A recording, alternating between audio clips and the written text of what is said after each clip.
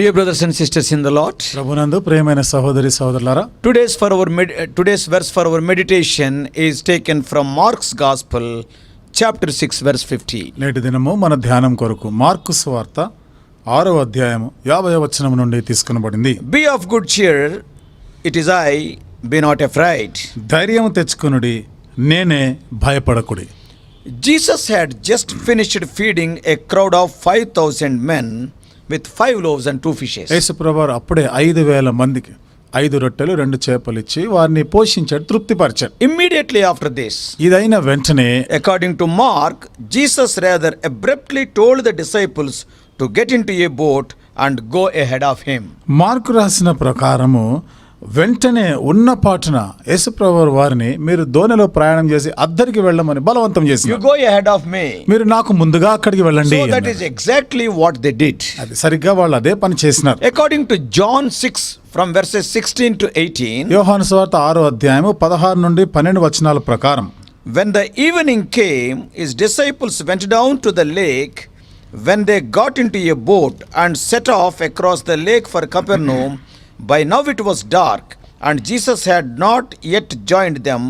A strong wind was blowing, and the waters grew rough. Verses 16 to 18. 16 నుండి 18. సాయంకాలం అయినప్పుడు ఆయన శిష్యులు సముద్రమునొద్దకు వెళ్ళి దోణి ఎక్కి సముద్రపు అద్దరినున్న కపెర్నహూమునకు పోవచ్చుండిరి. అంతలో చీకటాయెను, గాని యేసు వారి యొద్దకు ఇంకనూ రాలేదు. అప్పుడు పెద్ద గాలి విసరగా సముద్రము పొంగుచుండెను. Though they were tired the whole day in feeding thousands of people, వేల కొలది ప్రజల్ని వారు పోషిస్తూ ఆ దినమంతా కూడా ఎంతో అలసిపోయి ఉన్నప్పటికీ, and obeying the command of Jesus, they started. యేసు ప్రభువారి యొక్క ఆజ్ఞకు లోబడి వారు ప్రయాణం సాగిస్తున్నారు. Imagine feeding 5,000 men.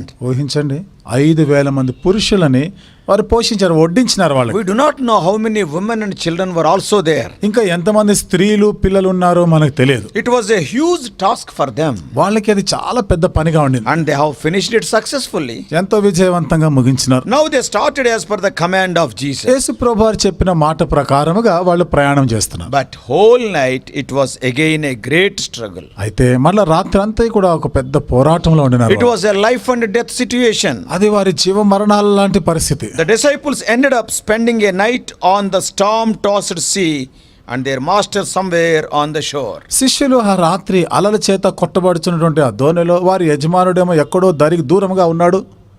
The wind was blowing, గాలి మరి వస్తా ఉంది, గాలి వీస్తుంది, and the waves were getting bigger and bigger, అలలు పైకి లేస్తా ఉన్నాయి, and the boat was bouncing. ఇక దోణి కూడా తలక్రిందులు అవుతా ఉంది, ఎగురుతా ఉంది. Every one of them was struggling to keep the boat heading into the waves and across the lake. కాబట్టి ఈ అలల మధ్య కొట్టుమిట్టాడుతున్న ఆ దోణిని వాళ్ళు నిలకడగా పెట్టడానికి ఎంతో ప్రయాసపడుతున్నారు. John tells that they rowed 3 to 4 miles in John 6:19. యోహాను 6వ అధ్యాయము 19వ వచనంలో ఆయన రాసిన ప్రకారము ఇంచుమించు 2 కోసుల దూరం వరకు వాళ్ళు నడిపించినారు.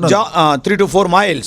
అంటే 3 నుండి 4 మైళ్ళ దూరం దాకా వెళ్ళినారు. John says, యోహాను అంటున్నాడు, they had rowed about 520 or 30 furlongs. వారు ఇంచుమించు 2 కోసుల దూరము దోణిను నడిపించిన తర్వాత, imagine, ఊహించండి, for 9 long hours they were rowing. 9 గంటల సేపు వాళ్ళు ఆ దోణి నడిపిస్తూనే ఉన్నారు. Oh, they were expert fishermen. వీళ్ళు చూడండి, చేపలు పట్టే దానిలో వీళ్ళు చాలా ప్రవీణులు. Storms were not new to them. తుఫానులు వాళ్ళకి కొత్త ఏమీ కాదు. But this storm was of great intensity. కానీ వీళ్ళు ఎదుర్కొన్న ఈ తుఫాను ఎంతో తీవ్రంగా ఉంది. It was something that they are facing for the first time in their lives. ఇది ఎట్లా ఉందంటే వారి జీవితంలో ఇలాంటి తుఫాను మొదటిసారి ఎదుర్కొన్నట్టు. Oh, that was a very long and a terrible night for them. అది వారికి ఎంతో సుదీర్ఘమైన రాత్రి, భయంకరమైన రాత్రిగా ఉండింది. That is a long time to be at the mercy of the wind and the waves. వారు ఆ గాలి, ఆ అలల మధ్యలో వారు ఎంతో సేపు ఉంటున్నారు. వాళ్ళు, I am sure the disciples were wondering, నిశ్చయంగా శిష్యులు ఆశ్చర్యపోయి ఉంటారు అనుకుంటాను. are we going to survive this storm? అసలు ఈ తుఫానులో మనం బ్రతికి బయటపడతామా? Where is Jesus? అసలు యేసు ప్రభు AD? What are we doing here on the water during such a wind? ఇలాంటి గాలులు వీస్తున్న ఈ పరిస్థితిలో, ఈ సముద్రంలో మనం ఏం చేస్తున్నాం? Why did Jesus tell us to go to the other side while he stayed behind? అసలు ఎందుకు యేసు ప్రభు ఆయన అక్కడ ఉండి మనల్ని మేము అద్దరి బొమ్మన్నాడు? Is he not having any compassion on us? మనమంటే ఆయనకి ఏం జాలి లేదా? We are so tired feeding thousands of people. ఇన్ని వేల మందిని మనము పోషించి వాళ్ళకి వడ్డించి అలసిపోయి ఉన్నామే. Yet he asked us to sail during the night hours. అయినను రాత్రి అయింది, అప్పటికే ప్రయాణం చేయమంటాడు. Question after question. ఒక ప్రశ్న తర్వాత ఒక ప్రశ్న. Endless questions filled their mind. అంతం లేని ప్రశ్నలన్నీ కూడా వారి మనసంతా నిండినాయి. So dear brothers and sisters, కాబట్టి ప్రియమైన సోదరి సోదరులారా, almost all of us had these experiences in our Christian lives. దాదాపుగా మనలో ప్రతి ఒక్కరి మన క్రైస్తవ జీవితంలో ఇలాంటి సమస్యలు ఎదుర్కొంటాం. They may not be of that intensity, ఇవి అంత తీవ్రంగా ఉండకపోవచ్చు, but difficulties of various degrees. కానీ మనం ఎదుర్కొనే కష్టాలు వేరు వేరు స్థాయిలో ఉంటాయి. Sometimes they include serious health problems. కొన్ని పర్యాయాలు ఎంతో తీవ్రమైనటువంటి ఆరోగ్యపరమైన సమస్య. Or sometimes they are financial constraints. కొన్నిసార్లు ఆర్థికమైనటువంటి ఇబ్బందులు ఉంటాయి. Sometimes family problems such as misunderstandings among the family members. కొన్నిసార్లు కుటుంబంలో సమస్యలు, కుటుంబస్తుల మధ్య అపార్థాలు. Sometimes fight among the family members. కొన్నిసార్లు కుటుంబస్తుల మధ్య గొడవలు జరుగుతుంటాయి. Divorces. మరి విడాకులు జరుగుతుంటాయి. Stubborn and wayward children. మొండి పిల్లలు ఉంటారు, తిరుగుబాటులో ఉంటారు. Sometimes they will be addicted to the evil habits such as drugs. కొన్నిసార్లు దురలవాట్లకు బానిసలైపోయి, మత్తు పదార్థాలకి బానిసలైపోయి ఉంటారు. Sometimes some bereavements. కొన్ని పర్యాయాలు మరి ఎంతో దుఃఖకరమైన పరిస్థితులు All these ఉంటాయి. are storms in our lives. ఇవన్నీ కూడా మన జీవితంలోని తుఫానులే. Our difficulties are manifold. మనకున్న కష్టాలు నానా విధములైనవి. They vary in their nature. ఇవి స్వాభావికంగా ఒక్కొక్కటి వేరువేరుగా ఉండొచ్చు. We face the winds and waves and storms of life. మన జీవితంలో మనం గాలి, అలలు, తుఫాన్లను ఎదుర్కొంటుంటాం. And many times, like the disciples, we wonder why we have to struggle. అనేక పర్యాయాలు శిష్యుల వలనే అసలు మనం ఎందుకు ఇంత ప్రయాసపడాలి? We question where Jesus is through all these hours. మరి ఇంతసేపు అసలు యేసు ప్రభు ఎక్కడున్నాడు అనే ప్రశ్నలు వస్తాయి. We sometimes ask ourselves whether we are even going to survive or not. కొన్నిసార్లు ఈ ప్రశ్న కూడా వస్తుంది, అసలు మనం బ్రతుకుతామా ఈ పరిస్థితిలో అనిపిస్తుంది. So in our portion, మన భాగంలో we are told how to respond to the storms of life. మన జీవితంలో ఎదుర్కొనే తుఫానులకి మనం ఎట్లా స్పందించాలి? More specifically, ఇంకా నిర్దిష్టంగా we are told what the Lord does during our life's troubles and trials. మన జీవితంలో మనం ఎదుర్కొనే కష్టాలు, పరిస్థితుల్లో ప్రభు ఏం చేస్తున్నాడో అది మనకు గుర్తు. What he will be doing. ఆయన ఏమి చేస్తా ఉన్నాడు. That gives us the courage and strength to keep on going. అది మనం ముందుకు సాగిపోవడానికి ధైర్యాన్ని మనం బలపరుస్తూ ఉంటుంది. As I said, నేను చెప్పినట్లుగా every believer will have problems. ప్రతి విశ్వాసికి సమస్యలు ఉంటాయి. Though I am sharing this word now, ఇప్పుడు నేను మీతో వాక్యం I పంచుకుంటున్నప్పటికీ am having my own severe problems in my life. నా జీవితంలో కూడా ఎన్నో తీవ్రమైనటువంటి సమస్యలు I ఉన్నాయి. have my own storms. నాకు కూడా నా తుఫాన్లు ఉన్నాయి. Some of them can be shared and some storms we cannot even share with others. కొన్ని చెప్పుకునేవి, కొన్ని ఇతరులతో చెప్పుకోలేనివి కూడా ఉంటాయి. The struggle will be between you and God. ఇది నీకు దేవునికి మధ్య పోరాటం గురించి. Never forget, the more you work for God, the more you are witnessing for Him, the more the problems will be. నువ్వు దేవుని కొరకు ఎంత ఎక్కువగా పని చేస్తే, దేవుని కొరకు ఎంత ఎక్కువగా సాక్షిగా జీవిస్తే, మర్చిపోకు, నీకు శ్రమలు, కష్టాలు వస్తాయి. I know experientially the meaning of spending sleepless nights with tears. అనుభవపూర్వకమైన ఎరుగుదును, కన్నీళ్లు నిద్రలేని రాత్రులు గడిపాను. Sometimes కొన్నిసార్లు problem seems to be insurmountable. We cannot సమస్యలు మనం ఇక దాన్ని అధిగమించలేమన్నట్టుగా, దాన్ని జయించలేమన్నట్టుగా ఉంటాయి. Even you also who are hearing this message, ఈ వర్తమానం వింటున్న మీరు కూడా may be going through some storm of life now. బహుశా ఇప్పుడు కూడా నీ జీవితంలో ఏదో తుఫాను గుండా వెళ్తున్నావేమో. But అయితే it is a very, very strong but. చూడండి ఎంత బలమైనటువంటి అయితే. By the end of the story, the disciples are full of courage. ఇక్కడ ఈ సంఘటన అంతంలోకి వస్తే, చివరికి వస్తే, శిష్యులు ఎంతో ధైర్యంతో ఉండినారు. They are no longer afraid. ఇంకా భయపడడం లేదు వాళ్ళు. Why? ఎందుకు? What happened? ఏం జరిగింది అక్కడ? What is the reason for this sudden change? అకస్మాత్తుగా ఈ మార్పు చోటు చేసుకోవడానికి గల కారణం ఏమిటి? Mark wrote a very important point. ఇక్కడ మార్కు చాలా ప్రాముఖ్యమైన మాట రాస్తున్నాడు. He tells us, ఆయన మనతో చెప్తున్నాడు, the boat was in the middle of the lake. ఇప్పుడు ఆ దోణి సముద్రం మధ్యలోనికి పోయింది. And he means Jesus was alone on the land. యేసు ప్రభువారేమో ఆ దరిన ఒంటరిగా ఉన్నాడు. This is how Mark portrayed the situation. ఇది మార్కు అక్కడ ఉన్న సన్నివేశాన్ని చూపిస్తున్నాడు. Yeah, it is a lesson to us. ఇది మనకి పాఠం.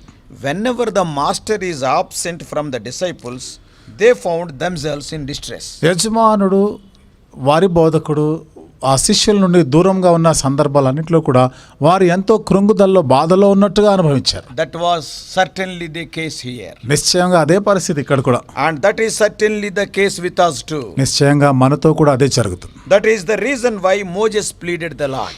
ఆ కారణాన్ని బట్టి మోషే దేవుణ్ణి బ్రతిమాలుతున్నాడు. If you won't come with us, O God, don't take us. నీ సన్నిధి మాతో రాని ఎడల, నీవు మాతో రాకపోతే దయచేసి మమ్మల్ని తీసుకొని The పోవద్దు. presence of God will make all the difference. చూడండి, దేవుని సన్నిధే వ్యత్యాసాన్ని కలిగించేది. Ultimately, we read in Exodus 33:14. చివరికి నిర్గమకాండ 33:14 మనం The Lord చదువుతాం. said, "My presence shall go with thee, and I will give thee rest." దేవుడు చెప్పినాడు, నా సన్నిధి నీకు తోడుగా వచ్చును, నేను నీకు విశ్రాంతిని కలగజేస్తాను. So therefore, whatever we do, కాబట్టి మనం ఏది చేసినా, or wherever we go, మనం ఎక్కడికి వెళ్ళినా make sure of His presence. ఆయన సన్నిధిని నిశ్చయపరచుకో. Is He coming with you or not? You have to ascertain it. ఆయన నీతో కూడా వస్తున్నాడా లేదా నిశ్చయపరచుకో. And secondly, రెండవది, Jesus saw the disciples struggling. యేసుప్రభు వారు శిష్యులు ఎంతో కష్టపడుతున్నట్టు చూశారు. He knew their danger. వారికి ఉన్నటువంటి అపాయాలన్నీ ఆయనకు తెలుసు. He knew all about the wind and waves. గాలి, అలలు ఇవన్నీ ఆయనకు తెలుసు, He చూస్తా knew how ఉన్నాడు. long they had been out there. ఎంతకాలం, ఎంతసేపటి నుంచి వాళ్ళు ఆ పరిస్థితిలో ఉన్నారో కూడా ఆయనకు తెలుసు. And He knows everything about each of us. మనలో ప్రతి ఒక్కరి గురించి సమస్తము ఆయనకు తెలుసు. He knows your concerns. నీకున్నటువంటి చింతలేమిటో తెలుసు He ఆయనకి. knew your troubles. నీకున్న కష్టాలు He తెలుసు knew ఆయనకి. your heartaches. నీకున్నటువంటి ఆ గుండె బద్దలే పరిస్థితులు కూడా తెలుసు He ఆయనకి. knew your tears, your pains and your sorrows. నీ కన్నీళ్లు, నీ వేదన, నీ దుఃఖము అంతా తెలుసు ఆయనకి. So He went out to them walking on the lake. ఇక నీళ్ల మీద నడుచుకుంటూ వాళ్ళ దగ్గర పోయినాడు He ఆయన. revealed Himself as He really was. He showed His power. ఆయన వాస్తవంగా ఏమై ఉన్నాడో తన యొక్క శక్తి, అధికారం అంతా కూడా వాళ్ళకి He చూపిస్తున్నాడు. revealed His glory, His power and His might. ఆయన మహిమ, ఆయన అధికారము, ఆయన బలమును వాళ్ళకి And చూపించాడు. He was assuring the disciples of His presence with them.